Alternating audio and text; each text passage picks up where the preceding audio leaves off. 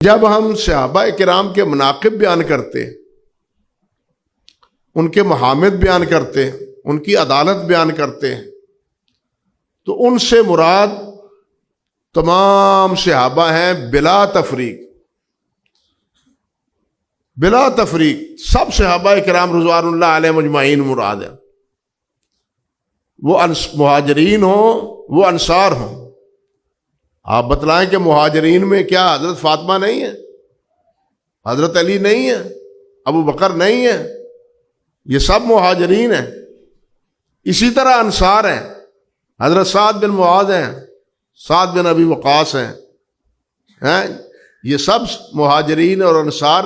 جب ہم صحابہ کی عدالت کی بات کرتے ہیں یا ان کے مناقب اور محامد قرآن مجید نے بیان کیے ہیں، تو اس سے مراد تمام صحابہ کرام رضوان اللہ علیہ مجمعین ہیں، اس سے وہی مراد نہیں ہے جو ہم کہتے ہیں کہ خلفائے راشدین، جن کو خلفائے راشدین کہتے ہیں، جن کو عشرہ مبشرہ کہتے ہیں، یا جن کو اصحاب بدر کہتے ہیں، یا جن کو اصحاب شجرہ کہتے ہیں، صرف وہی مراد نہیں ہے،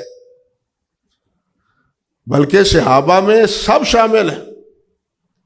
وہ جن کو نبی علیہ الصلوۃ والسلام سے ملاقات کا شرف حاصل ہوا ہے، آپ کے پاس بیٹھنے کا شرف حاصل ہوا ہے، آپ کے ساتھ چلنے کا شرف حاصل ہوا ہے، آپ کے ساتھ بات کرنے کا شرف حاصل ہوا ہے۔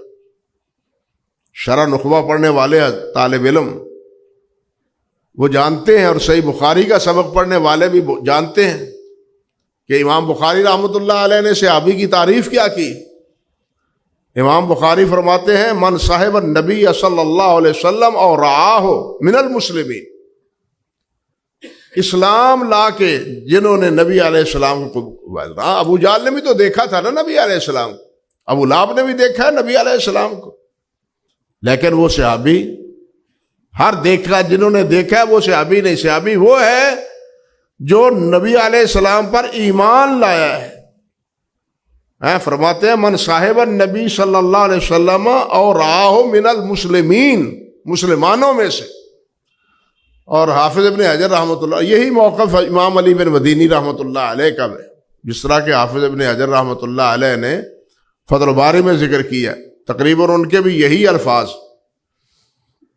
حافظ ابن حجر رحمۃ اللہ علیہ نخبۃ الفکر میں فرماتے ہیں ہوا من لقی النبی صلی اللہ علیہ وسلم مومنا بہ ومات علی الاسلام، صحابی وہ ہے جو ایمان لا کے نبی علیہ الصلوۃ والسلام سے ملا ہے، وہ خواہ کچھ وقت، ایک تھوڑا سا وقت ہی کیوں نہیں، ایمان کے ساتھ نبی علیہ الصلوۃ والسلام سے اس کی ملاقات ہوئی ہے، ایمان لا کے چند قدم نبی علیہ الصلوۃ والسلام کے ہمراہ چلا ہے، وہ بھی صحابی ہے۔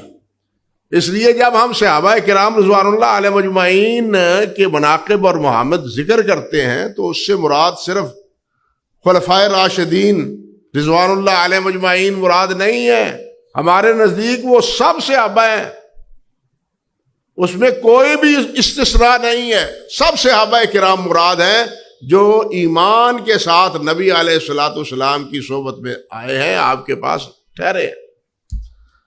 اللہ اکبر، یہ تفریق ہمارے اندر نہیں ہے، یہ تفریق بدعی فرقوں کے درمیان ہے، وہ مانتے نہیں ہیں صحابہ کرام رضوان اللہ علیہ مجمعین کو، ہم تمام صحابہ کرام کو عادل مانتے ہیں۔ آپ دیکھیے خارجی ہیں، وہ صفین اور جمل کے واقعے میں شریک ہونے والے ان تمام کو کافر کہتے ہیں، معاذ اللہ ثم استغفر اللہ، ان تمام کو کافر کہتے ہیں۔ بلکہ حضرت علی رضی اللہ تعالی عنہ کو قتل کرنے والا عبد الرحمن بن ملجم، یہ قاری قرآن تھا، عبد الرحمن بن ملجم قاری قرآن تھا، عبادہ بن صامت رضی اللہ تعالی عنہ کی مسجد میں بچوں کو قرآن کی تعلیم دیتا تھا۔ جب اس کو مارا گیا تو کہنے لگا مجھے مارتے ہو لیکن زبان، یہ گلا آخر میں کاٹنا تاکہ میں آخر وقت تک اللہ تعالیٰ کا ذکر کرتا رہوں۔ لیکن حضرت علی کے بارے میں کیا کہتا تھا کہ یہ مشرک ہے، یہ کافر ہے۔ تمام خوارج کا یہ ذہن تھا، خارجی یہ کہتے تھے. اسی طرح رافضی تھے، وہ کہتے کہ جنہوں نے حضرت علی رضی اللہ تعالیٰ عنہ کو خلافت ان سے چھین لی وہ کیا ہیں؟ وہ سب مرتد ہیں. نبی علیہ الصلوۃ والسلام کے حکم کے مخالفت کرنے کے نتیجے میں وہ دائرہ اسلام سے خارج ہو گئے. انہوں نے یہ راہ اختیار کر لی.